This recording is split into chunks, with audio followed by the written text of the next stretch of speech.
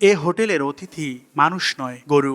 শুনতে অবাক লাগলেও রংপুরে মানুষের পাশাপাশি এখন গরুর জন্য গড়ে উঠেছে আবাসিক হোটেল। মাত্র ৫০ টাকায় প্রতিটি গরু বিশ্রাম নিচ্ছে আধুনিক হোটেলের মতো জায়গায়, যেখানে থাকা খাওয়ার পাশাপাশি রয়েছে উন্নত চিকিৎসা। বড় ও উন্নত জাতের বিভিন্ন গরুর জন্য আছে ভিআইপি রুম। রোদ বৃষ্টি ঝড়ে প্রায় গরু ও ব্যাপারীদের নাজেহাল হতে হয় কোরবানির পশুর হাটে। সময় বদলেছে, আর সেই সাথে বদলেছে চিন্তারও। নগর বন্দরে মানুষের জন্য আবাসিক হোটেল এটা সবার পরিচিত দৃশ্য।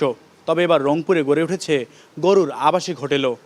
গেল ২ বছর ধরে চলা এই ব্যবস্থায় এখানে প্রতিদিন ভিড় করছে দেশের বিভিন্ন জেলার গরু। আসন্ন কোরবানি ঈদকে সামনে রেখে এখানে যেমন গরুর ভিড় বেড়েছে, একই সাথে ব্যস্ততা বেড়েছে এই গরুর আবাসিক হোটেলটির মালিক, কর্মচারী সহ গরু ব্যাপারীদের। একসঙ্গে ৩ শতাধিক গরু রাখার ব্যবস্থা রয়েছে এই হোটেলে। গরু কেনার পর দূর দূরান্তের ব্যবসায়ীরা ক্লান্তি দূর ও নিরাপত্তার জন্য বেছে নিচ্ছেন এই স্থানকে। এক্সপার্ট ইঞ্জিনিয়ারদের দক্ষ হাতে দেশের মানুষকে প্রতিদিন সুরক্ষিত রাখার প্রত্যয় নিয়ে এলো সেফ সার্কিট ব্রেকার। এখানে রয়েছে খাবার, পানি, পরিচর্যা সহ সব রকমের ব্যবস্থা। আমরা এখানে আসি প্রতি বছর, থাকি, এত সুবিধে। ৫টা পারি 10টা পারি যা আনি এগুলো এখানে ঘরে রাখি। বিভিন্ন হাট থেকে গরু কিনে আসি, এখানে জমা করি।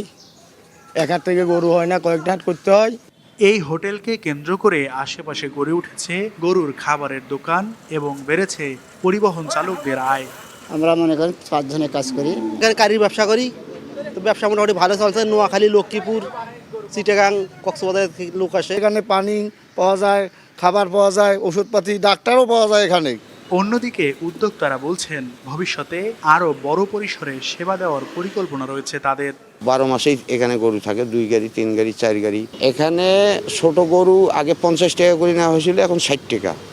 আর যেগুলো ওভার সাইজ বড় গরু, মনে করেন তাকে 2-3 জন লাগে ধরতে, তার কামলা কিচেন বেশি লাগে, জায়গা বেশি লাগে, ওই গরু 100 টাকা। গরু রাখার পাশাপাশি নামমাত্র খরচে গরু ব্যাপারী ও সহকারীদের থাকার জন্য রয়েছে আলাদা কক্ষ। Mahmud Rafin, star news, Rangpur.